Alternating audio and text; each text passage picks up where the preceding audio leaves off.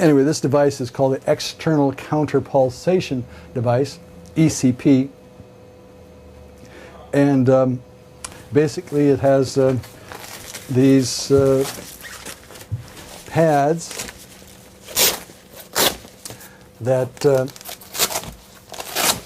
fit around your ankles and thighs. You lay down and they strap, the attendant puts these on your legs.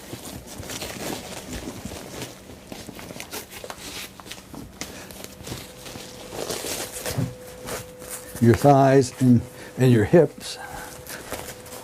So you see, you get yourself quite bundled up.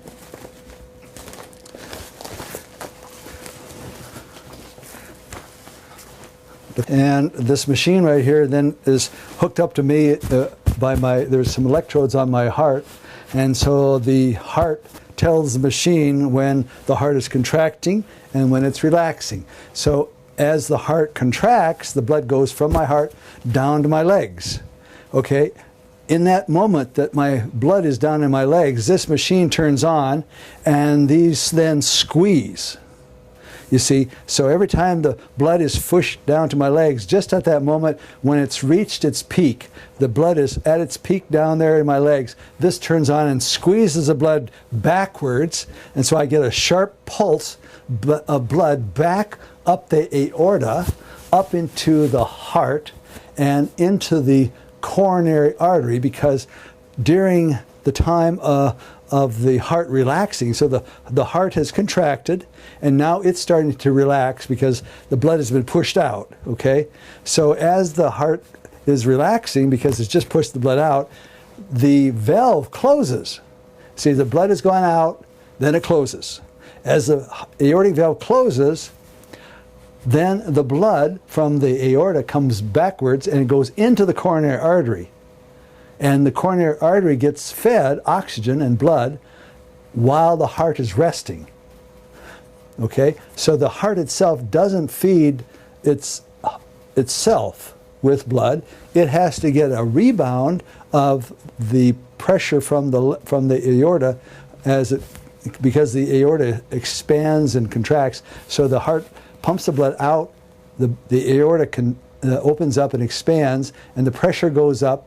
And as the heart relaxes and the valve shuts, that pressure that has been accumulated in the aorta goes backwards into the coronary artery, dilates the coronary artery, and opens it up. And that then causes what is called shear stress. And shear stress causes new blood vessels to form in the heart. So this process stimulates the formation of new blood vessels in the heart. And so you get increased capillaries. It's sort of like going up to Big Bear or Pikes Peak and running around for a half an hour at high altitude. And in that process of doing that, you make new blood vessels, and they're called collaterals. And these collaterals then protect you from having a heart attack. So if you have a blood clot and your coronary artery becomes plugged up because of an atherosclerotic plaque, because you've been eating too much cholesterol, your coronary artery becomes plugged up and you lose blood supply. But if you've got all these collaterals, then the collaterals feed the oxygen to the heart and you don't have a heart attack because you've got all these extra blood vessels. And so this device makes new blood vessels in your heart. It also makes new blood vessels in the brainstem. So if you've had a stroke or if you have Parkinson's, it's very good for the treatment of these conditions as well. So if you have a medullary stroke or a brainstem stroke or a basal ganglia stroke, we use external counterpulsation for treatment of those in combination with hyperbaric oxygen and stroke and other therapies that we use, the growth factors and whatnot as well. It also works for the eye. So if you have macular degeneration, the blood flow goes to the eye, goes up the aorta, up through the carotids, right up to the head, and increases the circulation to the eye. And the eye that is suffering from macular degeneration, the reason why you suffer from macular degeneration is because of poor blood supply. And this device helps make the blood supply to your macula improve, and therefore your vision returns. So we're all wired up. I've got a pulse oximeter here to measure my oxygen content. I've got electrodes on my heart. Yeah. And the PAT is sort of like that same thing.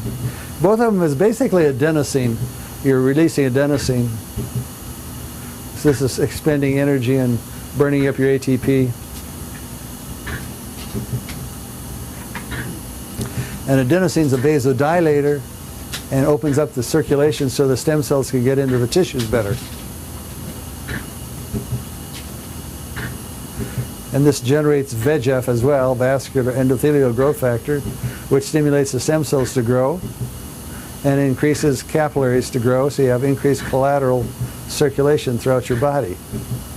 Of all the treatments we have, physical treatments, this is the best in terms of making new blood vessels throughout your body. And aging is associated with a diminishment of blood vessels throughout your body. So you keep your blood vessels up and all those small capillaries intact, you live for a long time.